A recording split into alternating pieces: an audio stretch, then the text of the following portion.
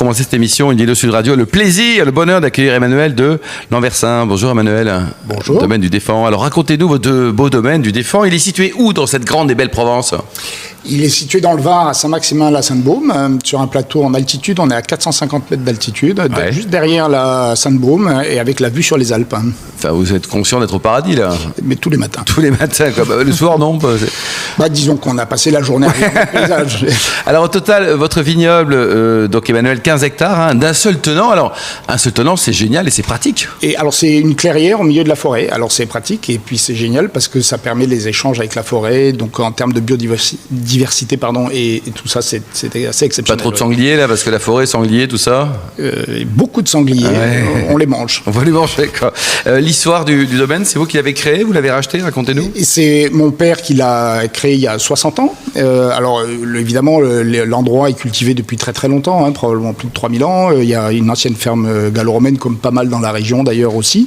Et dans les années 60, mon père a acheté ce domaine sans intention première de faire du vin, mais il se trouve qu'il y en avait, et petit à petit le virus a pris, et le premier millésime, parce qu'il n'y avait pas de cave, il fallait construire la cave, le premier millésime était de 1981, et on était encore en 20 pays du Var, et puis ça a été un succès assez immédiat, notamment avec le millésime 82, le premier millésime du Champ de la Truffière, où les gens ont découvert qu'on pouvait faire des vins rouges de qualité en Provence, et depuis ça ne se dément pas. Ça marche bien, quoi. C'est Christelle.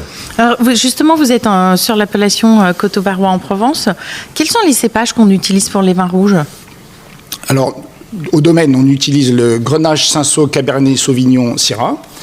Et dans l'appellation, il y a 4 ou 5 autres cépages qu'on peut utiliser que je ne connais pas par cœur, mais il y a notamment le Mourvèdre et d'autres cépages que je n'ai pas par cœur. Mais Et je crois que vous ne pouvez pas dépasser 50%, c'est ça, de chacun des cépages ? Ça dépend des cépages, mais en tout cas, ça doit toujours être un assemblage. On n'a pas droit au monocépage.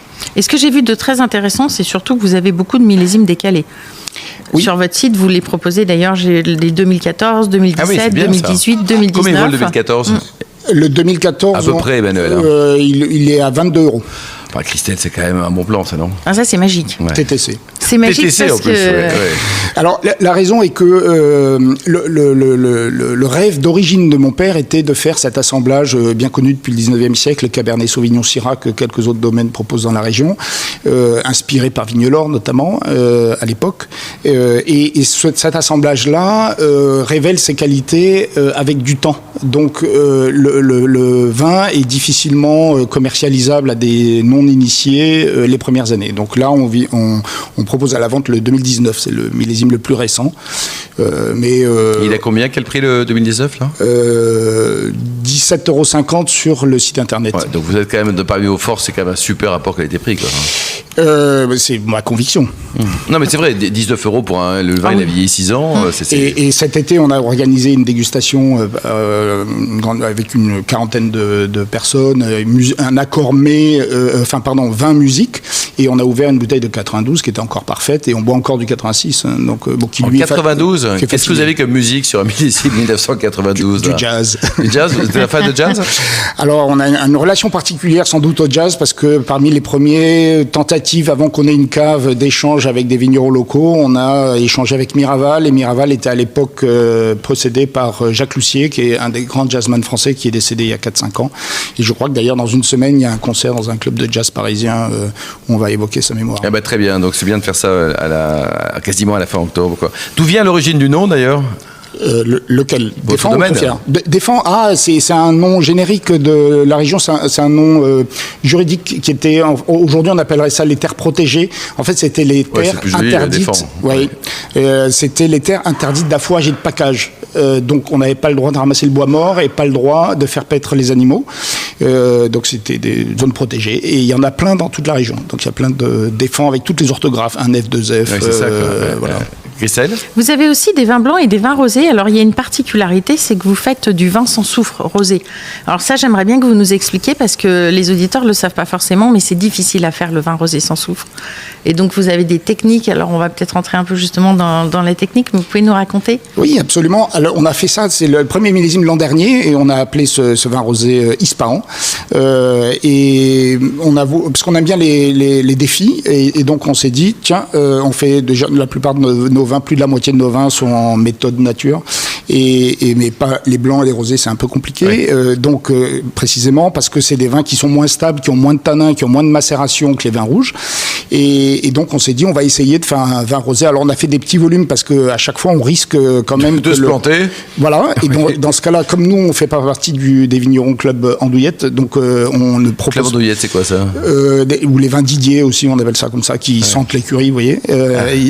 Et donc. Tant mieux. L'Andouillette.